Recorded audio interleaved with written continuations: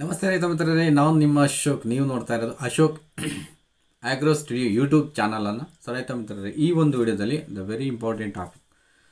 So common ಆಗಿ ಹೆಚ್ಚಿನದಾಗಿ ನೀವು ಕೇಳುವಂಥ ಪ್ರಶ್ನೆ, ಹಾಲನ್ನು ಇಂಪ್ರೂವ್ ಮಾಡ್ಕೊಳ್ಳೋದು ಹೇಗೆ? ಸೊ ಏನಾದರೂ ಸ್ಪೆಷಲ್ ಆಗಿ ನಾವೇನಾದರೂ ಫೀಡನ್ನು ಕೊಟ್ಟು ಹಾಲನ್ನು ಇಂಪ್ರೂವ್ ಮಾಡ್ಬೋದಾ?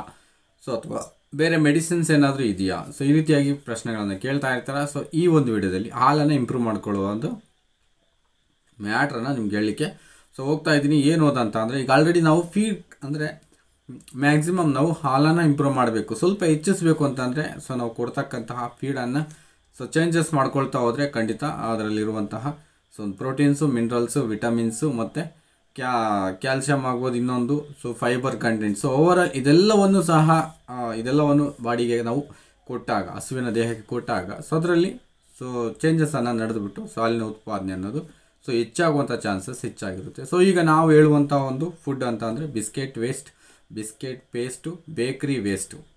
3 biscuit waste means powder pieces, powder and biscuit paste and bakery wastes. ಇಷ್ಟರ ಬಗ್ಗೆ ಹೇಳ್ತೀನಿ. ಈ 3 ಕೊಟ್ಟರೆ ಹಾಲು ಇಳುವರಿ ಹೆಚ್ಚಾಗುತ್ತೆ. ಅಂದರೆ ಹಾಲಿನ ಒಂದು ಉತ್ಪಾದನೆ ಅಧಿಕವಾಗುತ್ತಾ ಅಥವಾ ಕಡಿಮೆ ಆಗುತ್ತಾ? ಇದನ್ನು ಎಷ್ಟು ಪರ್ಸೆಂಟೇಜಲ್ಲಿ ನಾವು ಕೊಡ್ಬೋದು? ಇದನ್ನು ಕೊಡೋದ್ರಿಂದ ದಾಣಿ ಮಿಶ್ರಣವನ್ನು ಕಡಿಮೆ ಮಾಡ್ಕೋಬೋದಾ, ಅಥವಾ ದಾಣಿ ಕೊಟ್ಟು ಅದ್ರ ಜೊತೆ ಇದು ಕೊಡಬೇಕಾ? ಇದನ್ನು ಕೊಡೋದ್ರಿಂದ ಎಷ್ಟು % ಹಾಲು ಉತ್ಪಾದನೆ ಹೆಚ್ಚಾಗ್ಬೋದು? ಅಥವಾ ಇದನ್ನು ಕೊಡೋದ್ರಿಂದ ಏನಾದರೂ ತೊಂದರೆಗಳು ಅಂದರೆ ಪ್ರಾಬ್ಲಮ್ಸ್ ಏನಾದರೂ ಇದೆಯಾ? ಖಂಡಿತ ಇದೆಲ್ಲದರ ಬಗ್ಗೆ ನಿಮಗೆ ಮಾಹಿತಿ ಕೊಡ್ತಾ ಹೋಗ್ತೀನಿ ಈ ಒಂದು ವಿಡಿಯೋದಲ್ಲಿ. ಖಂಡಿತ ಇದನ್ನು ಕಂಟಿನ್ಯೂಸ್ ಆಗಿ ಕ್ಲಾಸ್ ತನಕ ವಾಚ್ ಮಾಡಿ. ಯಾಕೆಂದರೆ ನಿಮಗೆ ಸಂಪೂರ್ಣವಾಗಿ ಅರ್ಥ ಆದ್ರೇ ನಿಮಗೆ ಯಾವುದೇ ಡೌಟ್ಸು ಬರೋದಿಲ್ಲ. ಅದಕ್ಕೋಸ್ಕರ ಸಂಪೂರ್ಣ ವಿಡಿಯೋನ ವಾಚ್ ಮಾಡಿ. ಪ್ಲಸ್ ನಮ್ಮ ವಿಡಿಯೋಗಳಿಗೆ ಲೈಕ್ ಕೊಡಿ ಅಂತ ಕೇಳ್ತೀನಿ. ಐ ಬೆಗಿಂಗು, ನೀವು ಲೈಕ್ ಮಾಡಿ ಅಂತ ನೀವು ಹತ್ರ ನಾನು ಬೆಗ್ ಮಾಡ್ತಾ ಇದ್ದೀನಿ. ಪ್ಲೀಸ್ ಲೈಕ್ ಮಾಡಿ. Okay, biscuit waste, biscuit paste, waste and ಬೇಕ್ರಿ ವೇಸ್ಟ್. ಇದರಲ್ಲಿ ಏನಿರುತ್ತೆ ಮುಖ್ಯವಾಗಿ? ನಾವು ತಿನ್ನುವಂತಹ ಬಿಸ್ಕೆಟ್ಸಲ್ಲಿ ಕಾಮನ್ನಾಗಿ ಪ್ರೋಟೀನ್, ಕಾರ್ಬೋಹೈಡ್ರೇಟ್ಸ್ ಮ್ಯಾಕ್ಸಿಮಮ್ ಅಂದರೆ ಮೇಜರಾಗಿ ಏನಿರುತ್ತೆ ಅಂದರೆ ಪ್ರೋಟೀನ್ ಮತ್ತು ಕಾರ್ಬೋಹೈಡ್ರೇಟ್ಸು, ಒಂದು ಸ್ವಲ್ಪ ವಿಟಮಿನ್ಸ್, ಒಂದು ಸ್ವಲ್ಪ ಮಿನರಲ್ಸ್ ಇರ್ಬೋದು.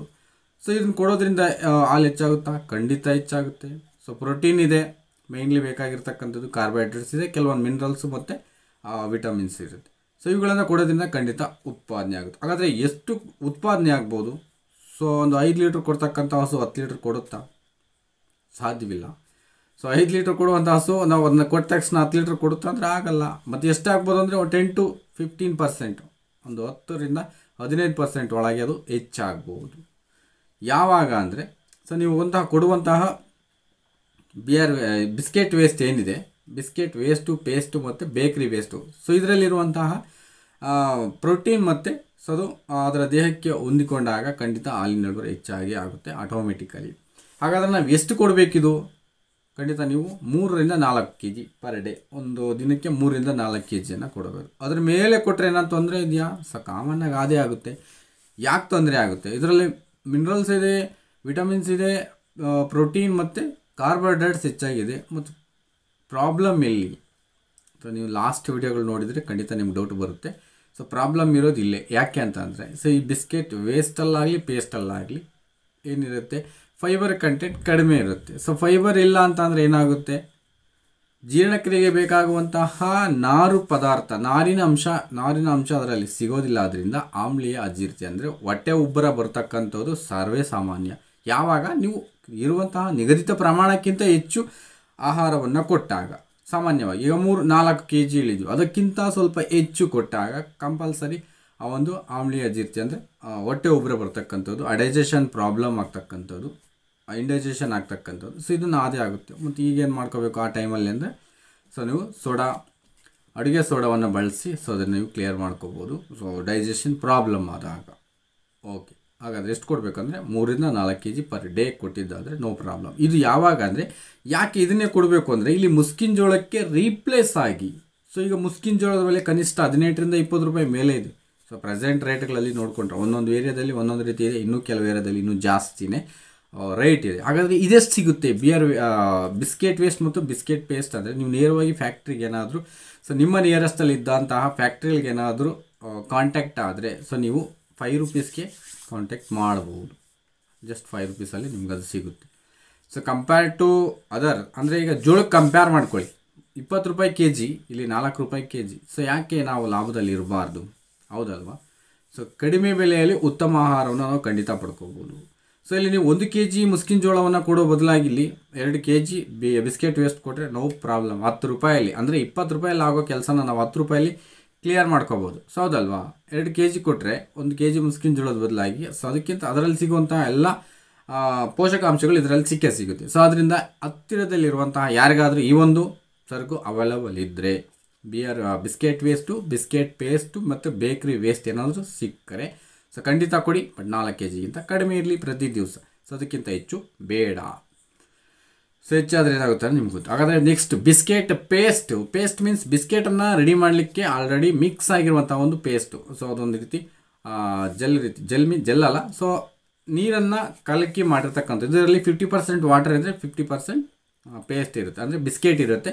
ಸೊ ಇದರಲ್ಲಿ ಹೆಚ್ಚು ನೀರಿನಂಶ ಇರುತ್ತಲ್ಲ, ನೀವು ಅದನ್ನೇ ಡ್ರೈ ಮಾಡಿದ್ರೆ 1-2 ಕೆ ಜಿ ಒಣಗಿಸಿದ್ರೆ 1 ಕೆ ಜಿ ನಿಮಗೆ ಪೌಡರ್ ಬರುತ್ತೆ, ಬಿಸ್ಕೆಟ್ ಪೌಡರ್ ಬರುತ್ತೆ. ಸೊ ನೀವು ಡೈರೆಕ್ಟಾಗಿ ಕೊಟ್ಟರು ಓಕೆ, ಬಟ್ ಕೊಡ್ತಕ್ಕಂತಹ ಕ್ವಾಲಿಟಿ ಲಿಮಿಟೆಡ್, ಕ್ವಾಂಟಿಟಿ ಲಿಮಿಟ್ ಆಗಿರಲಿ. ಸೊ ಹೆಚ್ಚಿನದಾಗಿ ಕೊಡೋದು ಬೇಡ.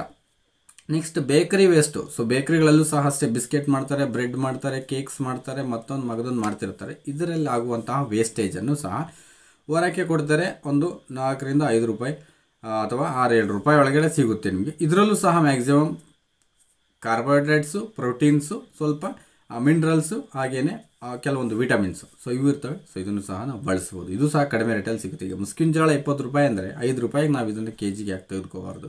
ಸೊ ಇಲ್ಲಿ ಮುಸ್ಕಿನ ಜೋಳದ 1 ಕೆ ಜಿ 20 ರೂಪಾಯಿ ಕೊಟ್ಟು ಪಡೆದು ಒಂದು ದಿನಕ್ಕೆ ಕೊಡೋ ಬದಲಾಗಿ ಇಲ್ಲಿ 10 ರೂಪಾಯಿ ಕೊಟ್ಟು 2 ಕೆ ಜಿನ ಸೊ ಕೊಡೋದ್ರಲ್ಲಿ ಯಾವುದೇ ಲಾಸ್ ಇಲ್ಲ, ನೋ ಪ್ರಾಬ್ಲಮ್. ಖಂಡಿತ ಹಾಲಿನ ಇಳುವರಿತು ಹೆಚ್ಚಾದೇ ಆಗುತ್ತೆ. ಸೊ ಆ ರೀತಿ ಒಂದು ಪ್ರಾಬ್ಲಮ್ಸ್ ಯಾವಾಗ ಅಂತಂದರೆ ನೀವು ಹೆಚ್ಚು ಪ್ರಮಾಣದಲ್ಲಿ ಕೊಟ್ಟಾಗ ಪ್ರಾಬ್ಲಮ್ಸ್ ಆಗ್ತಕ್ಕಂಥದ್ದು. ಸೊ ಆದ್ದರಿಂದ ನೀವು ಕಂಪಲ್ಸರಿ ಇದನ್ನು ಸಿಕ್ಕರೆ ಬಿಡಬೇಡಿ, ತೆಗೆದುಕೊಂಡು ಕೊಡಿ, ಬಟ್ ಲಿಮಿಟಾಗಿ ಕೊಡಿ. ಸೊ ಅಷ್ಟನ್ನು ಹೇಳಬಲ್ಲೆವು ನಾವು ಇದರಲ್ಲಿ. ನಾನು ಕೊಡ್ತೀನಿ ಸರ್, ಹೆಚ್ಚು ಕೊಡ್ತೀನಿ, ಹೆಚ್ಚು ಹಾಲನ್ನು ಇಳುವರಿ ಪಡ್ಕೋತೀನಿ ಅಂದರೆ ಖಂಡಿತ ಅದು ಸಾಧ್ಯವಿಲ್ಲ. ಯಾವುದಾದ್ರೂ ಒಂದು ಲಿಮಿಟ್ ಇರುತ್ತೆ, ಒಂದು ಏನಂತಾರೆ ಅದಕ್ಕೆ ಒಂದು ಸೀಮಿತ ರೇಖೆ ಇರುತ್ತೆ. ಆ ರೇಖೆಯನ್ನು ದಾಟಿ ನಾವು ಮುಂದಕ್ಕೆ ಹೋಗಲಿಕ್ಕೆ ಸಾಧ್ಯವಾಗೋದಿಲ್ಲ. ಸೊ ಆ ಉದ್ದೇಶಕ್ಕೋಸ್ಕರ ನೀವು ಕಡಿಮೆ ಕೊಟ್ಟು ಹೆಚ್ಚು ಹಾಲನ್ನು ಉತ್ಪಾದನೆ ಮಾಡಿ. ಸೊ ನಾನು ಹೇಳಿದ್ನಲ್ಲ, 1 ಕೆ ಜಿ ಮುಸ್ಕಿನ ಜೋಳ ಕೊಡೋ ಬದಲಾಗಿ 2 ಕೆ ಜಿ ಈ ಒಂದು ಆಹಾರವನ್ನು ಕೊಡಬಹುದು. ಅಲ್ಲಿ 20 ರೂಪಾಯಿ ಆಗುತ್ತೆ 1 ಕೆ ಜಿಗೆ, ಇಲ್ಲಿ 10 ರೂಪಾಯಿ ಆಗುತ್ತೆ. ಸೊ ಅರ್ಧ ರೇಟಲ್ಲಿ ನೀವು ಅದೇ ಆಹಾರವನ್ನು ಪೂರೈಸಬಹುದಾಗಿರುತ್ತೆ ನಮ್ಮ ರಾಸುಗಳಿಗೆ. ಸೊ ಆ ಉದ್ದೇಶಕ್ಕೋಸ್ಕರ ನೀವು ಲಾಭದಾಯಕವಾಗಿ ನಡ್ಕೋಬೇಕು ಅಂದರೆ ಸೊ ಈ ರೀತಿ ಆಹಾರಗಳನ್ನು ನೀವು ಬಳಸ್ಬೋದು, ಹೆಚ್ಚು ಹಾಲನ್ನು ಉತ್ಪಾದನೆ ಮಾಡಬಹುದು. ಸೊ ಈ ರೀತಿ ಮಾಡಿ ನಿಮ್ಮ ದಾಣಿ ಮಿಶ್ರಣದ ಖರ್ಚನ್ನು ಕಡಿಮೆ ಮಾಡಿಕೊಂಡು ಅಧಿಕ ಹಾಲು ಉತ್ಪಾದನೆ ಮಾಡ್ಬೋದು. ಪ್ಲಸ್ ಉತ್ತಮ ಲಾಭದಾಯಕ ಅಂದರೆ ಆದಾಯವನ್ನು ಹೆಚ್ಚಿಸ್ಕೊಂಡು ಲಾಭದಾಯಕವಾಗಿ ಡೈರಿ ಫಾರ್ಮ್ಗಳನ್ನು ರನ್ ಮಾಡ್ಬೋದು. ನಮ್ಗೆ ಲಾಸ್ ಆಯಿತು, ನಮಗೆ ನಷ್ಟ ಹೊಂದಿದ್ವಿ, ನಾವು ತುಂಬಾ ಕಳ್ಕೊಂಡ್ವಿ ಅನ್ನುವಂಥ ಮಾತುಗಳು ಬರೋದಿಲ್ಲ. ಸೊ ಇಂತಹ ಒಂದು ಹಾದಿಯಲ್ಲಿ ನಡೆದಾಗ ಸೊ ನೀವು ನಡೀತೀರಾ, ಅದನ್ನೇ ನೀವು ಫಾಲೋ ಮಾಡ್ತೀರಾ. ಸೊ ತುಂಬ ಚೆನ್ನಾಗಿರ್ತೀರಾ. ದೇವ್ರು ನಿಮ್ಗೆ ಚೆನ್ನಾಗಿಟ್ಟಿರಲಿ ಅಂತ ಹೇಳ್ತಾ ನಾನು ನಿಮ್ಮ ಅಶೋಕ್, ನಮಸ್ಕಾರಗಳೊಂದಿಗೆ.